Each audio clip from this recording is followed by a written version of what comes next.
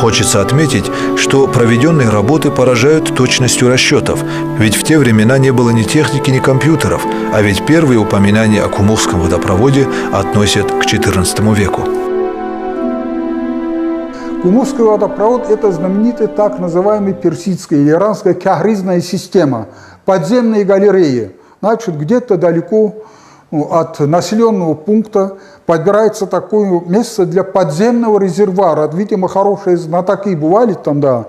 И вот у кумухцев, там, не доезжая до Шалкура, селения, относительно вот Читура, там Тюркалерат местность, там тоже был как будто подземный резервуар этого Кумухского водопровода. Приблизительно метров 12-15 глубины. Сперва яму роют на такую глубину, потом они идут под землей. Через метров 50 опять сверху уже туда. Но как они туда попадали, тоже рассчитать очень трудно.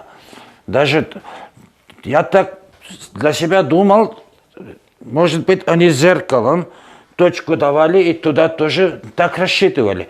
И эта вода протяженностью, наверное, более километров вот так. На глубине 20-30 метров, как утверждают те, которые туда лазят. Но я, во всяком случае, знаю, что нас, детей, пугали: смотри, осторожно, упадешь и так далее. Они бывали или плитами закрыты, или в последнее время даже просто открыты бывали. На кладбище, Шамхальском кладбище, или как называется Кумусы, Семиждальском кладбище, есть несколько вот таких мест, где спускались и вычищали. Ежегодно весной своего рода профилактику проводили. Проверяли, там целостность ли там подземной галереи, нет ли обвалов, не уходит ли в сторону вода, так сказать, и таких подвижных, смелых таких ребят, там 14-15 лет, в колодец спускали, и они проходили всю эту галерею от до. Через каждые 100 метров и, там, знали, где спустить, где подняться там, да. Туннель на четверенках может передвигаться. А по туннелю идут гончарные вот такие трубы, которые собираются внутрь. В некоторых местах каменный желоб идет сверху накрытый плоскими камнями. То есть это была самотеком идет вода. Но я знаю, что также по гончарным трубам Кумухи и канализация была. Это говорили раньше. Раньше ни одно вот этот с крыш вода на улицу не шло, говорит. У всех вода во двор, из двора центральная канализация. Даже в данный момент сохранилось место на главной дороге, там Касулкулла называется.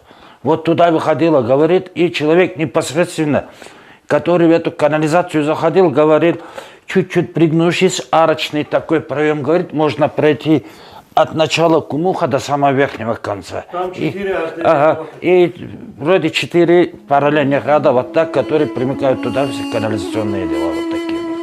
И водопровод, и канализация с использованием гончарных труб функционировали уже в XIV веке. Можно смело это утверждать, поскольку трубы проходили под землей, где находится кладбище, а первые захоронения датированы именно XIV веком. Следовательно, водопровод проложили раньше, чем здесь стали хоронить людей. К сожалению, до наших дней мало что сохранилось, но еще на заре коллективизации эти источники прекрасно работали, и представители старшего поколения помнят эти места и даже вкус той воды. В годы индустриализации началось строительство и расширение дорог с использованием тяжелой техники, самосвалов и тракторов. И, видимо, подземные каналы, по которым шла вода, просто засыпало.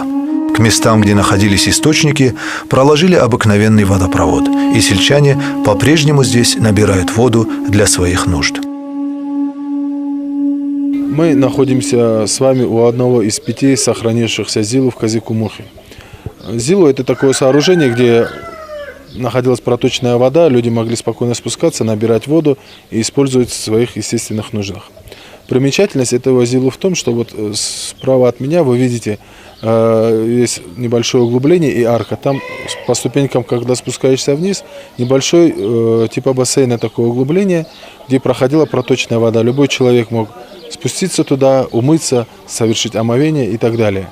А слева от меня находится строение, в котором 2 комнаты. В одной комнате человек мог зайти, снять свою верхнюю одежду, а в следующей комнате уже была мечеть с михрабом, где можно было совершить намаз.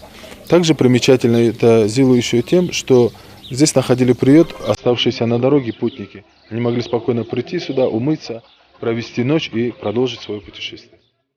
Надо отметить, что такое положение характерно для многих памятников прошлого.